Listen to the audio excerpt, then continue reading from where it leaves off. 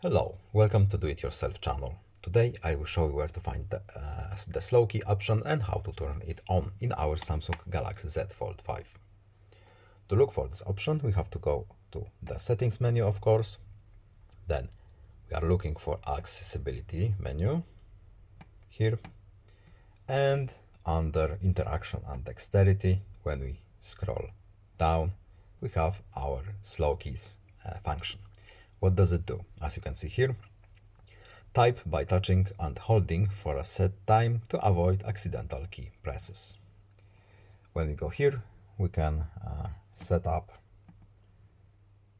our timer. To turn it on, we simply check this box, and now our function, slow keys function, is enabled. I hope this video was helpful to you. Please leave a like and subscribe. Have a nice day and see you in the next video. Goodbye.